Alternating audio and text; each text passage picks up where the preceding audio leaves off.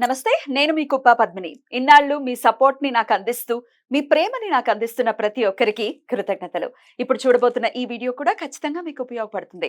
Like, share and subscribe చేసి మీ ఇష్టాన్ని అలాగే మీ సపోర్ట్‌ని నాకు అందించండి. అలాగే ఈ వీడియో పట్ల మీ అభిప్రాయాన్ని కామెంట్ సెక్షన్‌లో కామెంట్ చేసి నాకు తెలియజేయండి. నమస్తే. నమస్తే. Welcome to our channel. నేను పద్మిని. ప్రస్తుతంతో పాటు వేదిక్ ఆస్ట్రాలజర్ అవినాష్ దాస్ గారు ఉన్నారు. మాట్లాడదాం. నమస్కారం అండి. నమస్కారం అండి. ఓం నమ శివాయ.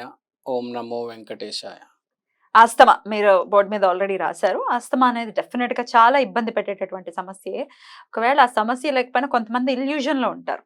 నాకు ఊపిరాడట్లేదు అన్న అవును. ఇల్యూజన్‌లో ఎప్పుడు దే క్యారీ దట్ ఇన్హేలర్.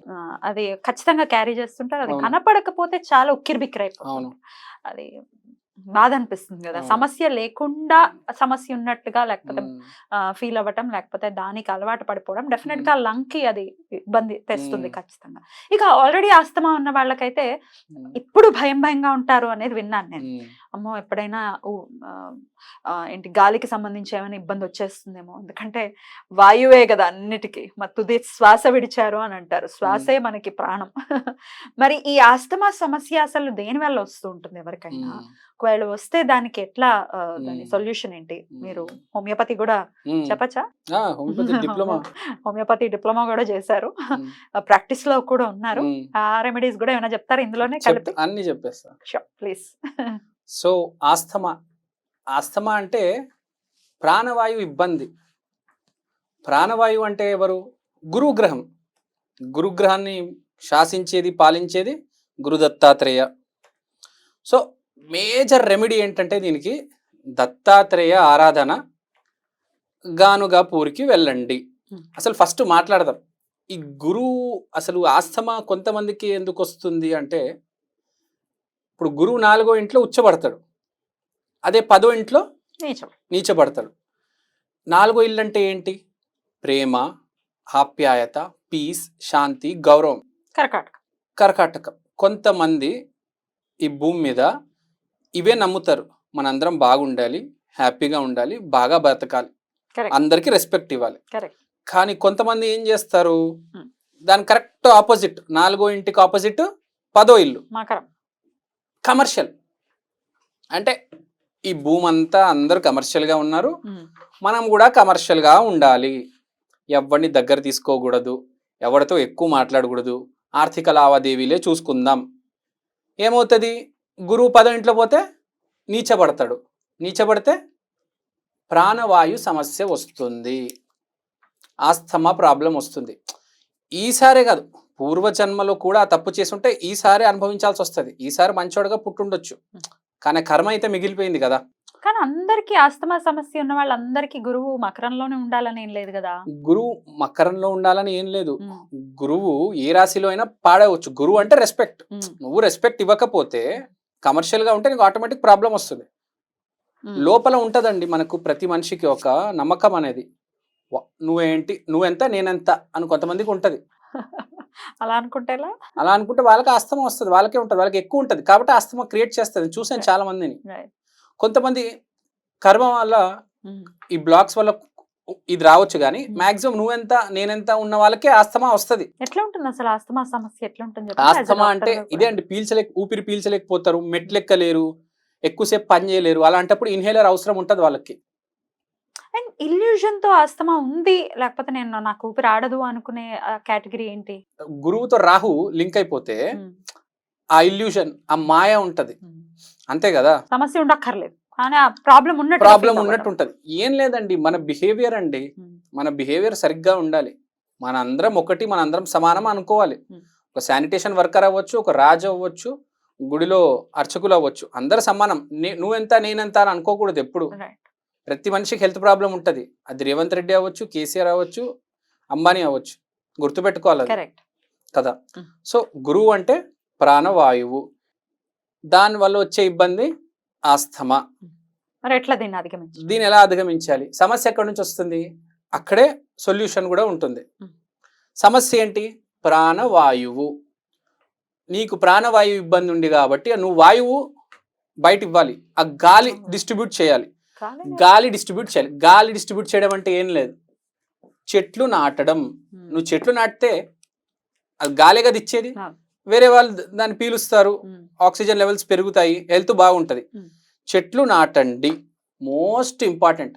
టీవీలో కూడా చెప్తారు, న్యూస్ ఛానల్స్లో చెప్తారు, పెద్దవాళ్ళు చెప్తారు, ప్రతి చోట వింటాం, కానీ ఎవ్వరు చెట్లు నాటరు. చెట్లు పీకేస్తారు, ఏందేందో. ఆ. సో చెట్లు నాటాలండి. మనం వింటూ ఉంటాం చెట్లు నాటాలని, కానీ ఇప్పుడు దాకా చెట్లు నాటం. కానీ చెట్టు నీడ మాత్రం కావాలి. చెట్టు నీడ కావాలి. మొక్కలు కొనుక్కొస్తారు, ఇంట్లో పెట్టుకుంటారు. ఆ. అది కూడా చేయొద్దా? బయట నాటాలనా మీ ఉద్దేశం? బయట నాటితే బెటర్, అందరికి డిస్ట్రిబ్యూట్ అవుతుంది కదా. మీ ఇంట్లో కూడా పెట్టుకోండి, చాలా మంచిది. బయట మొక్కలు నాటండి. ప్రొఫెషనల్ గా మనం చూస్తూ ఉంటాం, మొక్కలు నాటుతూ ఉంటారు.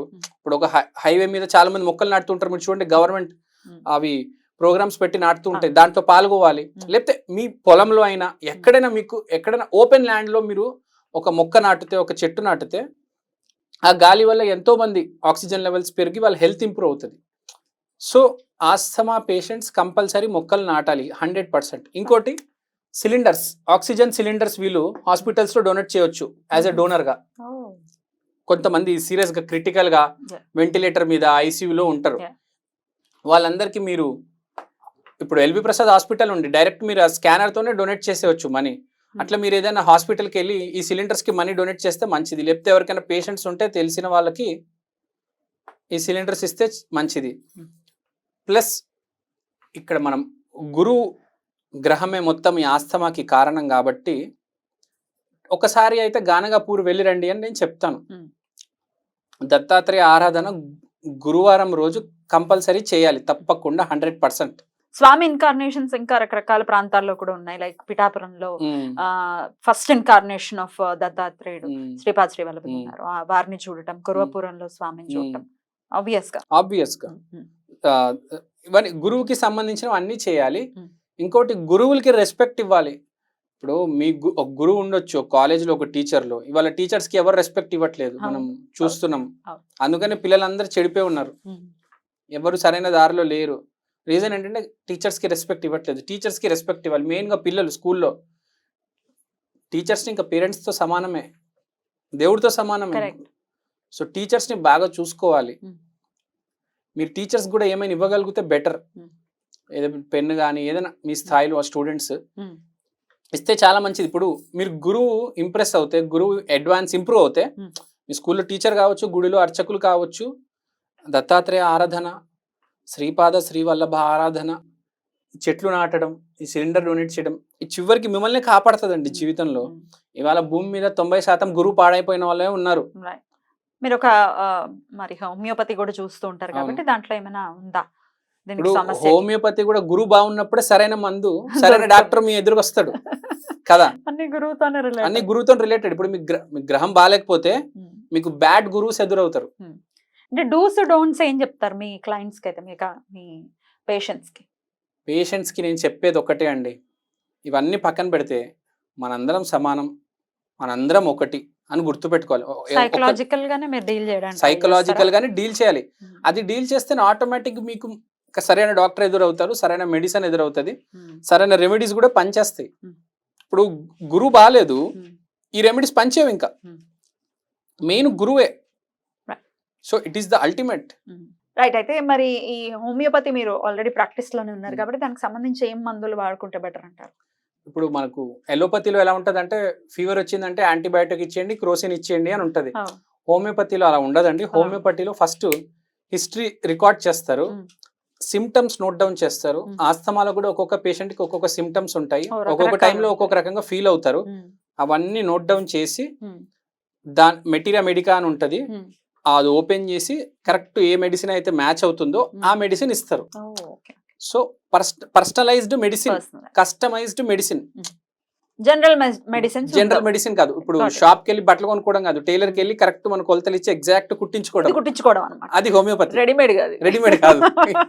Got it. చాలా బ్యూటిఫుల్ గా ఎక్స్ప్లెయిన్ చేశారు. Thank you so much. నమస్తే.